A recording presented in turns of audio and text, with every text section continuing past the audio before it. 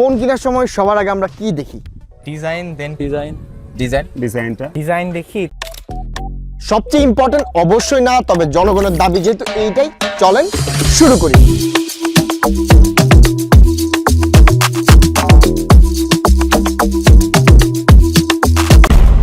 As you guys all know, আমি ফোনের 4টা পিলার নিয়ে সবসময় আলাপ করি। পিলারের শুরুটা হয় ডিসপ্লে এবং বিল কোয়ালিটি দিয়ে, 2 নম্বরে থাকে ব্যাটারি, 3 নম্বরে সফটওয়্যার এন্ড পারফরমেন্স এবং 4 নম্বরে চলে আসে ক্যামেরা। সো সবার প্রথম পিলার যেহেতু ডিসপ্লে এন্ড বিল কোয়ালিটি এবং জনগণও আসলে ডিজাইনটা সবার আগে চায়। সো এইটা নিয়ে শুরু করি। এই ফোনের ব্যাপারে ভাই দেখেন, এই প্রথম পিলারে অন্য সব সেকশনে যেমন হবে হোক, অ্যাটলিস্ট ডিজাইনে এইটাকে আমি ইজিলি 10 on 10 দিব। শুধুমাত্র আমি না, এই ফোন আমি যাদেরকে দেখিয়েছি সবাই আমার সাথে এই জায়গাতে এগ্রি করেছে। আর এই ডিজাইনটা দেখে এবং এই ফোনটা হাতে নিয়ে কেউই কিন্তু এইটার অ্যাকচুয়াল দাম গ্যাসই করতে পারে নাই। 32,000 50,000 টাকা 50 প্লাস 18K।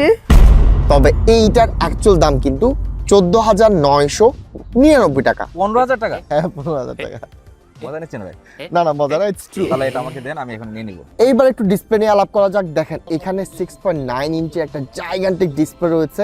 ইনফ্যাক্ট এই ফোনটা ভিভো X300 আলট্রা, আমার S25 ultra, iPhone 17 pro max সবগুলো থেকে এইটার ডিসপ্লে কিন্তু সাইজে বড় এবং ডিসপ্লেতে আপনারা ওয়েট টাচ টেকনোলজি পেয়ে যাচ্ছেন। দ্যাট মিনস হলো হাত ভেজে থাকলে বা তেলে হয়ে থাকলে আপনার ডিসপ্লে কিন্তু ঠিকঠাক ভাবে আপনাকে রেসপন্স করবে। তবে ডিসঅ্যাপয়েন্টিং ব্যাপারটা হলো এখানে ফুল এইচডি ডিসপ্লে নাই, এইটা একটা ডিসঅ্যাপয়েন্টিং সাইড। আবার অনেকে এসে এই বাজেট সেগমেন্টে অ্যামোলেড চাইতে পারেন। দেখেন এই বাজেটে অ্যামোলেড হয় না, তবে অ্যামোলেড না হলেও ফুল এইচডিটা আমরা আশা করতেই পারি। একটা ফোন এই বাজেট সেগমেন্টে লং লাস্ট করার জন্য আসলে অ্যামোলেড ডিসপ্লের প্রয়োজন নাই, পারফরমেন্সের প্রয়োজন নাই, ক্যামেরার প্রয়োজন নাই, প্রয়োজনটা হলো R&D।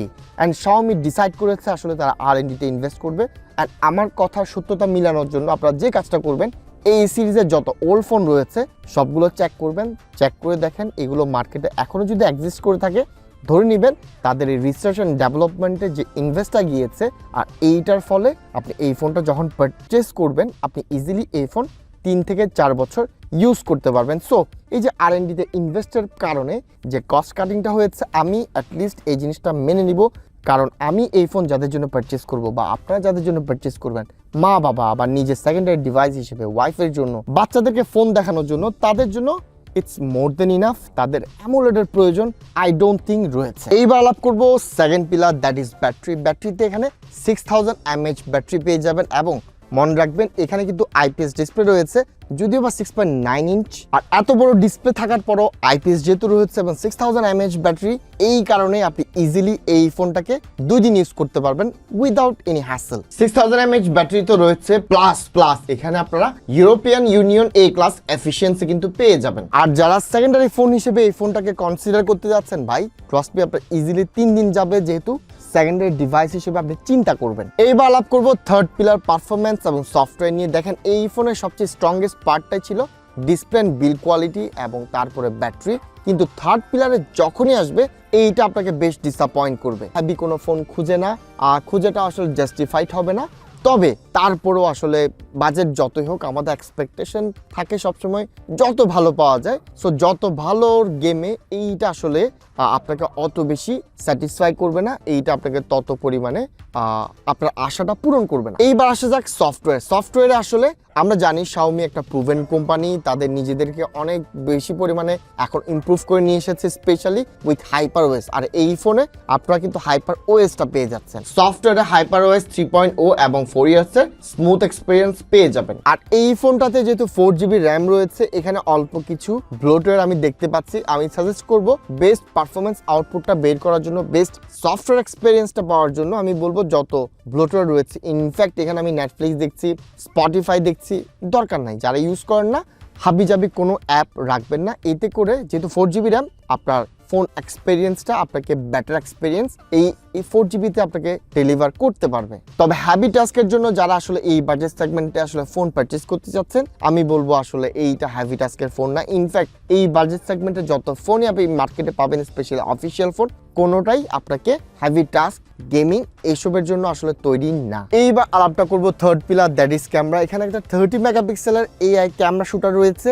আমি অনেকগুলো ছবি সেন্সর আপনাদের দিয়ে দিচ্ছি, আপনারা জাজ করে বলবেন এটা আসলে কতটা ক্যাপাবল একটা ফোন, স্পেশালি ফর পিকচার। আমি বলবো না বেস্ট অফ দ্য বেস্ট, হ্যাঁ, তবে যা আছে তাতেই আপনার ছবিগুলো দেখতে পাচ্ছেন। আপনারাই বলেন আসলে ছবিগুলো কেমন আসছে। তবে এই ক্যামেরা আমি রাতে স্যাটিসফাই বলবো, এই বাজেট সেগমেন্টে। দিনের বেলাতে আমি খুব বলবো না আহামরি কিছু, তবে এআই এর কারণে হয়তো রাতের বেলাতে বাজেট অনুযায়ী এইটার মেন সেন্সর কিন্তু আপনাকে ঠিকঠাক ভালো ছবি ডেলিভার করবে। এইবার আলাপটা করি সেলফি আসলে খুব ভালো আমি বলতে পারছি না, আমি বলবো না।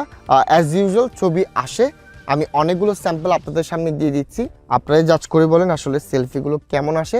এবং প্লিজ কমেন্ট করে জানাবেন আপনারা যদি এই ছবিটা ডক বা ড্রাইভে যদি চান, কমেন্ট করে দিবেন। আমি র ছবি সবগুলো আপলোড করে ড্রাইভে আপলোড করে আপনাদের দিব আপনাদের সুবিধার জন্য। এইবার একটা কনক্লুশন দিয়ে দিই। দেখেন এই বাজেট সেগমেন্টে যারা আসলে ডিজাইন ফোকাসড এবং ব্যাটারি লাইফটা যাদের জন্য ম্যাটার করে, তাদের জন্য এই ফোনটা আসলে ভালো ডেলিভার করবে। এছাড়াও আমি একটা কমতি পেয়েছি, আমি বলি এখানে ওয়াটার ড্রপ নচ দেওয়া আছে। দেখেন এখানে পাঞ্চ হোল কাট আউট থাকলে এইটা আমাদের জন্য ভালো হতো, এই একটা নেগেটিভ ব্যাপার আমি আপনাদেরকে জানিয়ে রাখলাম।